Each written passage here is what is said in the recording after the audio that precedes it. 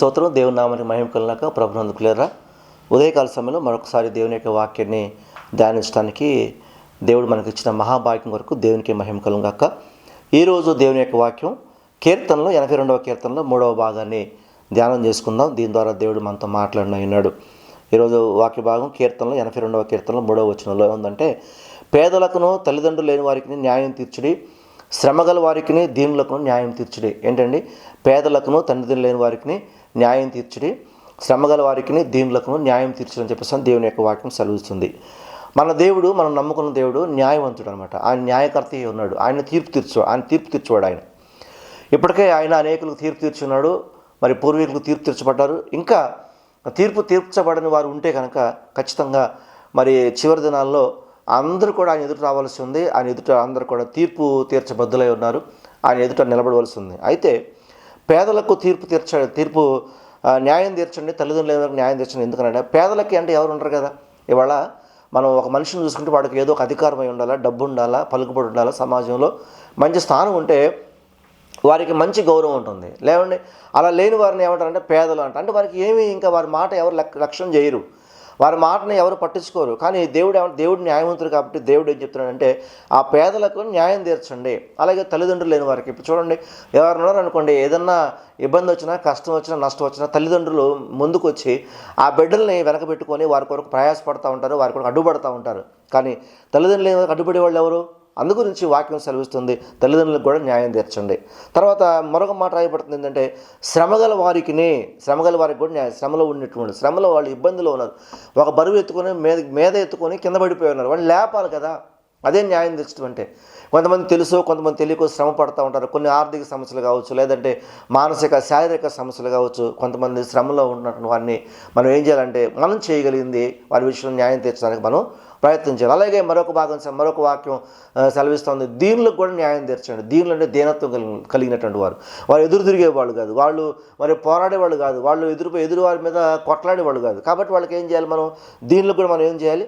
న్యాయం తీర్చాలని చెప్పేసి అని దేవుని యొక్క వాక్యం రాయబడుతుంది. స్తోత్రం కలుగుగాక. నిజం పిల్లలు, ఇవన్నీ కూడా దేవుడు చెప్పినటువంటి న్యాయ విధులు. ఇవి దేవుడు చేస్తూ ఉన్నాడు కాబట్టి భూమి మీద ఆయన ప్రతినిధులుగా, ఆయన బిడ్డలుగా ఉన్న మనల్ని కూడా ఆయన ఏమంటాడంటే ఈ పని చేయండి అని అంటున్నాడు. మరొక భాగాన్ని చూసినట్లయితే ద్వితీయోపదేశకాండము 10వ అధ్యాయము 18 చూసుకుంటే ఆయన వాక్యం ఏం రాయబడుతుందంటే, ఆయన తల్లిదండ్రులు లేని వారికి విధవరాలకి న్యాయం తీర్చి పరదేశందు దయ ఉంచి అన్నవస్త్రంలో అనుగ్రహించువాడు. స్తోత్రం కలుగునుగాక. ఆయన తల్లిదండ్రులు లేని వారికి విధవరాలకి న్యాయం తీర్చి పరదేశందు దయ ఉంచి అన్నవస్త్రంలో అనుగ్రహించువాడు అని రాయబడుతుంది. ఎవరు ఏనారంటే దేవుడు. ఎందుకంటే పిల్లరా, తల్లిదండ్రులు లేని వారికి ఆయనే తల్లి, తండ్రి. అలాగే విధవరాలకి భర్త లేని వారికి కూడా ఆయనే తండ్రిగా, దేవుడిగా ఉంటూ ఉన్నాడు. అలాగే పరదేశులు అంటే చూడండి, ఊరు కాని ఊరు, ప్రాంతం కాని ప్రాంతం. ఇశ్రాయేల్ ప్రజలు మరి ఐగుప్తు దేశానికి వెళ్ళారు, పరదేశులుగా వెళ్ళారు. అక్కడ ఎవరు లేరు, వాళ్ళ బ్రతికేమైపోయింది? బానిస బ్రతికైపోయింది. అదే సొంత జనులు, సొంత ప్రజలు, సొంత రాజులు కనుక ఉండుంటే వారికి ఆ గది పట్టేది కాదు, వారికి ఆ పరిస్థితి వచ్చేది కాదు. అందువల్ల దేవుడు ఏమంటుంటే పరదేశంలో కూడా మనం ఏం చేయాలి? దయ ఉంచాలి. దయ ఉంచి ఆయన వారికి అన్నాన్ని, వస్త్రానికి, మనం దయ చూపించడం అంటే ఏందండి? విమర్శించడం అంటే ఏంది? పరామర్శనం ఏంటంటే జస్ట్ వాళ్ళకి కావాల్సిన చిన్నపాటి వాళ్ళ ఆకలి తీర్చడము, వారికి కావాల్సిన వస్త్రాలు మనకు చేతనైతే అనుగ్రహించడం, అది దేవుడు చేస్తూ ఉన్నాడు. కాబట్టి మనం కూడా చేయమని దేవుని యొక్క వాక్యం సెలవిస్తుంది. స్తోత్రం కలుగుగాక. మరొక భాగం చూసిన యెషయా గ్రంథం 1వ అధ్యాయము 17 వచనంలో ఏమని రాయబడుతుందంటే, కీడు చేయటం మానుడి, మేలు చేయ నేర్చుకునుడి. స్తోత్రం కలుగాక. కీడు చేయటం అనేది ఏం చేయాలంట? మానిపోవాలంట. మేలు చేయటం నేర్చుకోవాలి. న్యాయము జాగ్రత్తగా విచారించుడి, హింసించబడు వారిని విడిపించుడి, తండ్రి లేని వానికి న్యాయము తీర్చుడి, విధరాల పక్షంలో వాదించుడి. స్తోత్రం. విధరాల పక్షాన వాదించాలి. విధరాలే కదా, ఏమి చేత కాదు కదా, ఆమె వల్ల ఏం కాదు కదా అని చెప్పేసి అని వాళ్ళని కనుక చులకం చూస్తే ప్రియులారా, వాక్యం సెలవుస్తుంది, దేవుడు వారి పక్షాన వ్యాజ్యం ఆడేవాడుగా ఉంటున్నాడు. దేవుడు వారి పక్షాన్ని నిలబడతాడు. దేవుడు వారి పక్షాన్ని తీర్పు తీరుస్తాడు. దేవుడు వారి పక్షాన్ని కటకమెత్తుతాడు అనే విషయాన్ని మనం గుర్తుపెట్టుకోవాలి. అలాగే తండ్రి లేని వానికి కూడా న్యాయం తెరచాలి. తండ్రి లేని వానికి న్యాయం ఎందుకు అని అంటే, సహజంగా తండ్రి లేని అని అంటే అసలు వాళ్ళకి పట్టు లేదు కదా, వాళ్ళ వెనకాల ఎవరు లేరు కదా అని చాలామంది ఒంటికాల మీద లెగుస్తూ ఉంటారు, వాళ్ళ మీద దాడి చేయడానికి, వాళ్ళ మీద గొడవ పట్టడానికి. కానీ గుర్తుపెట్టుకున్న ఒక విషయం, తండ్రి లేని వారి పక్షాన దేవుడు ఉంటాడనే విషయాన్ని గుర్తుపెట్టుకోవాలి.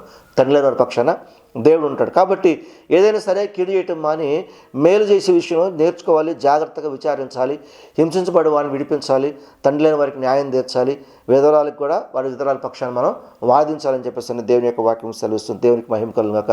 అదే యెషయా గ్రంథము 1వ అధ్యాయము 23వ వచనంలో కూడా ఏమని రాయబడుతుందంటే, నీ అధికారులు ద్రోహులు, దొంగల సహవాసులు, వారందరూ లంచము కోరుదురు, బహుమానముల కొరకు కనిపెట్టుదురు, తండ్రి లేని వారి పక్షము న్యాయము తీర్చరు, విధవరాండ్ర వ్యాజ్యము విచారింపరు అని వాక్యం రాయబడదు. అధికారులు ఎలా ఉన్నారు? ద్రోహులుగా ఉన్నారు.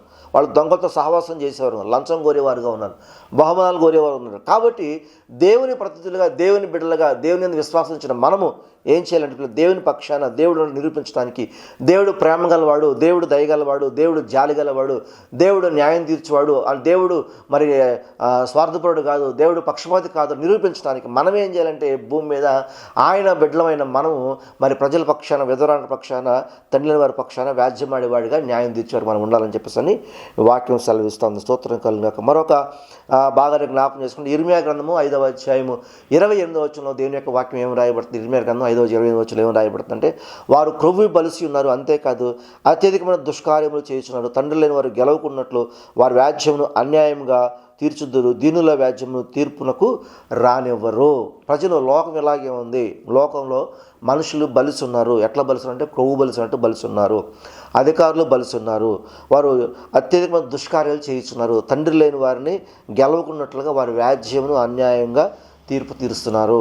అలాగే దీనుల వ్యాజ్యమునకు దీనుల వ్యాజ్యమును తీర్పునకు రానియరు అని వాక్యం సెలవిస్తుంది. నిజంగా ఈ లోకంలో జరిగే పరిస్థితులు ఇలాంటివి. కాబట్టి పిల్లలు మనం చెప్పినట్టుగా పేదలకు, తండ్రి లేని వారికి న్యాయం తీర్చాలా, శ్రమగల వారికి, దీనులకు మనం న్యాయం తీర్చాలా. ఇది దేవుని బిడ్డలుగా భూమి మీద మనకి ఇవ్వబడినటువంటి బాధ్యత అనే విషయాన్ని మనం గుర్తుపెట్టుకోవాలి. స్తోత్రం కలుగునాక.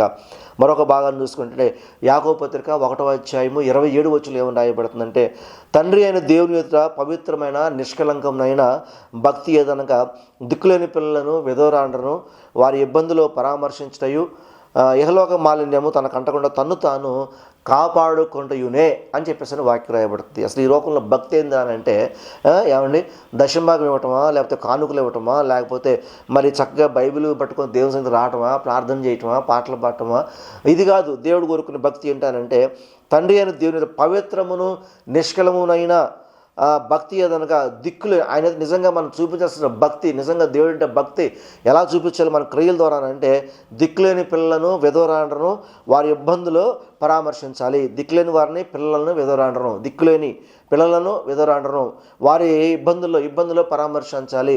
వారు రోగులుగా ఉంటే వారిని పరామర్శించాలి, వారి నలుగు పరిస్థితులు ఉంటే వారిని పరామర్శించాలి, వారికి అన్యాయం జరిగితే వారిని పరామర్శించాలి. అంటే వారికి మేము ఉన్నాము అనేటువంటి తోడ్పాటు మనం ఇవ్వగలగాలి పిల్లరా. అది దేవుడు మన నుంచి కోరుకుంటున్నాడు. అలాగే విధవరాలను వారి ఇబ్బందులలో పరామర్శించు, ఇహలోక మాలిన్యము తనకంటకుండా తను తాను కాపాడుకుంటే, ఈ లోకంలో ఉన్నటువంటి మాలిన్యము, ఆ బురద ఏది కూడా పిల్లలు మనకు అంటకుండా చూసుకోవటమే ఈ లోకంలో దేవుని ఎదుట నిజమైన మనం చూపించేటువంటి భక్తి, ప్రేమ అని చెప్పేసి వాక్యం సెలవుస్తుంది. కాబట్టి నిజంగా ఉదయకాల సమయంలో వాక్యం మన జీవితాల్లో పేదలను ప్రేమించే మనసు మనకు కలుగునుగాక, తల్లిదండ్రులు లేని వారిని దగ్గరకు తీసే మనసు మనకు కలుగునుగాక, మరి విధవరాండ్రకు న్యాయం తీర్చే మనసు మనకు కలుగునుగాక, శ్రమలో ఉన్న వారిని దీనులకు న్యాయం తీర్చే మనసు మనకు దేవుడిచ్చునుగాక, మన రాజ్యం గెలుచునుగాక. మనం దేవుని పక్షాన మనం దాన్ని ఏమంటారండి, దేవుని పక్షాన వకాలత్ తీసుకొని, దేవుని పక్షాన మనం వకాలత్ తీసుకొని పేదలకి న్యాయం తీర్చడానికి ప్రయత్నం చేస్తున్నప్పుడు ఆకాశమందున దేవుడు మనకు సహాయం చేయనుగాక, ఆకాశమందున దేవుడు మనపై కృప చూపునుగాక. మరి కళ్ళు మూసుకొని ప్రార్థన చేసుకుందామా? పరిశుద్ధుల కృపగల తండ్రి, సర్వోన్నతుల నీ కొందాలు, నీ నామానికి మహిమ కలుగుగాక. ఉన్నవాడా అనువాడా మీకు స్తుతులు స్తోత్రాలు చెల్లిస్తున్న తండ్రి, ఉదయకాల సమయంలో పేదలకును, తండ్రి లేని వారికి, శ్రమలో ఉన్నవారిని, అలాగే దీనులకు న్యాయం తీర్చుడు అని చెప్పేసి నీ వాక్యం సెలవిస్తుంది. నిజంగా ప్రభువా, ఈ లోకంలో మేము ఉన్నవారిని ప్రేమించడం కాదు, గనులైన వారిని ప్రేమించడం కాదు ప్రభువా, ఇగో ఇలా మీ వాక్యం ఏదైతే సెలవిస్తుందో దాన్ని బట్టి కూడా ముందు నడవడానికి మాకు సహాయం చేయండి. మాపై మీ కృప చూపండి ప్రభువా, మీ కృపాహస్తం మాపై చాపండి. ఉదయకాల్సిన వాక్యం వెంటనే వారిలో ఎవరైనా తల్లిదండ్రులు లేని వారు కానీ ప్రభువా, విధవరాండ్రులు కానీ ఉంటే ప్రభువా, వారి పక్షాన్ని మీరు కార్యం చేయండి. శ్రమలో ఉన్నవారు దీనులు కానీ ఉంటే ప్రభువా, వారి పక్షాన్ని ప్రభు మీరు గొప్ప కార్యం చేయండి. మీ నామానికి మహిమ తెచ్చుకోండి. కృపగల నీ హస్తము, కృపగల నీ బాహు చాపి దీవించండి అయ్యా. యేసయ్యా మీకు స్తుతులు స్తోత్రాలు చెల్లిస్తాం ప్రభువా. నీ కృపలో తండ్రి ఈ వాక్యాన్ని మా అందరితో నెరవేర్చమని, ప్రతి ఒక్కరికి న్యాయం దయచేయమని, మేము కూడా ప్రభు అన్ని ఉన్న మేము కూడా మిమ్మల్ని బట్టి న్యాయం తీర్చడానికి మాకు సహాయం చేయమని మా ప్రభువును ప్రియరక్షుడైన యేసుక్రీస్తు వారి శ్రేష్టమైన నామం పేరట ప్రార్థించి వేడుకుంటున్నాం తండ్రి.